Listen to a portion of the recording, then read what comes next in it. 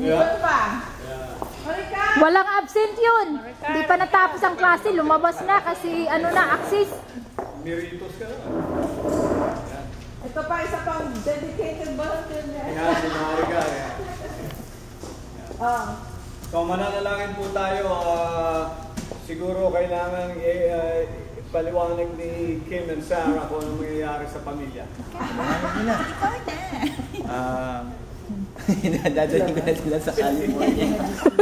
Ayaw po sana namin umalis pero kailangan. Hopefully, dito kami mag-retire. You'll see. Pero Wala na sila tatanda. alis po kami ng 4th of March sa Tuesday. And then we'll be driving to California. Ano si Mami? Doon na po kami mag-stay. May ganun natin dito, Navy po si Kim. So, doon pinapadala siya. Kaya bumiyahe. Brother Ben na mag-opening prayer. Si Brother Charlie is a retired Navy. So, naiintindihan niya ang nangyayari. Kaya nakangiti siya. I know.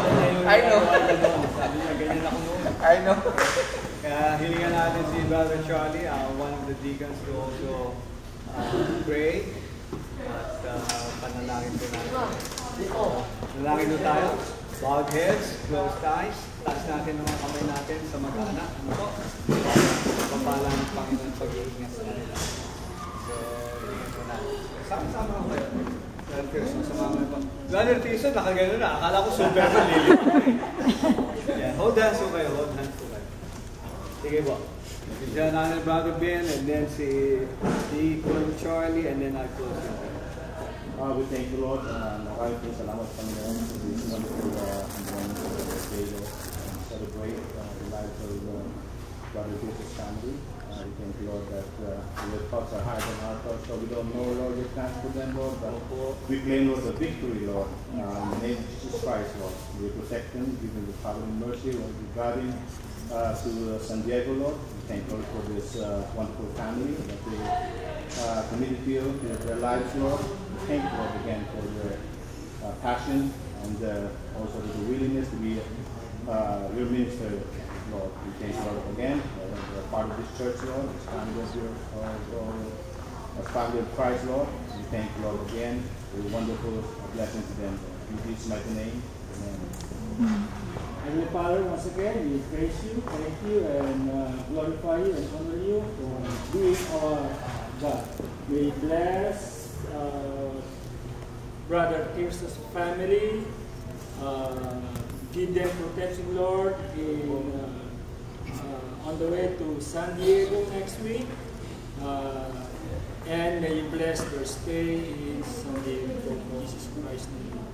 Dangin namin po, Panginoon, siya nga po as pray for. We pray also for Brother Kim's career in the Navy. Kayo po magbigay ng wisdom and guidance na rin mag-asawa ni Sarah o ang direksyon at ayos para sa kanyang military career. Salamat, Lord, kasama ito sa magandang plano niya sa kanilang buhay. At kayo po ang nangako, ipapahayag niyo ito, Lord. You will reveal it and you will be the one to give them strength to fulfill the dream that you have for their lives. Dalangin din po namin sila sapagkat ang plano uwi ng Pilipinas muna at tapos babalik doon.